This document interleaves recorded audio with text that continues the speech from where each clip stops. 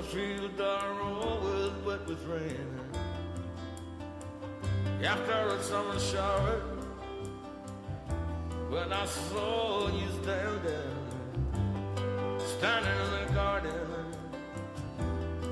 in the garden, wet with rain.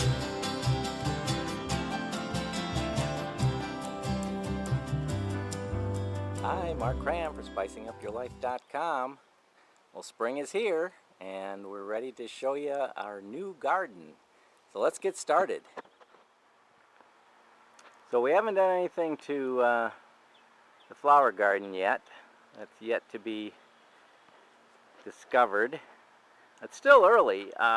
It's just the 26th of March, but it's been a beautiful spring so far. We've gotten our garden in, I think, very early. But I want to point out the new garden, the new garden fence. 4x4 cemented in, wire, and then the deer fencing on top of the wire. 10 and 12 foot 4x4s, so I think I'm high enough. So anyway, let's go see what we're doing in the garden. So this is the herb side of the garden. You see we've just been planting. I've just planted some basil and my peppers for the year. So we've got feverfew back here, which is I don't know, it's pretty much a weed. It takes over. And then the bee balm, which I thought was a weed, but it's being taken over by the feverfew. And then we have a lot of cilantro, a mystery weed here. I'm not quite sure what this is, where it came from, but I'm going to let it flower and see what it is. Our maple tree has wintered well. I was a little worried after the beetles kind of ate it up last fall, but it seems to have come back looking very, very nice. So we have our sage, and we've cut our rosemary back quite a bit because we've installed a door.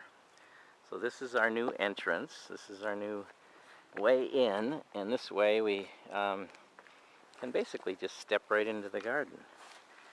So we've constructed the fence using some corner reinforcement and a 3-hinge method here, so I think it'll stand tall and straight as long as that post stays tall.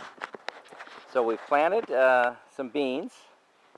Christian and Emma, my grandchildren, helped me plant the beans and the basil in the back there, and then we planted a row of beets here, which are coming up nicely, but thankfully they're red stems, so I can kind of tell them apart from the other weeds that are coming up at the same time.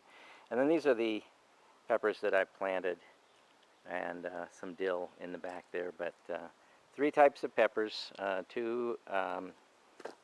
actually one is a dark pepper, and not particularly hot, and then one hot pepper. And this is my new plan for tomatoes this year. I didn't start my own this year. I'm going to purchase my tomatoes, and I've bought my first 2, and they went in the ground 2 weeks ago. So I'm going to next week buy 2 more and plant, and then 3 weeks later I'll do the same thing for the 3rd time. The goal here is to have tomatoes into August and maybe even September, because when I plant them all at the same time, they all die at the same time, and I just don't get any tomatoes in the fall. So we have, remember our purple Malabar spinach that we planted last year?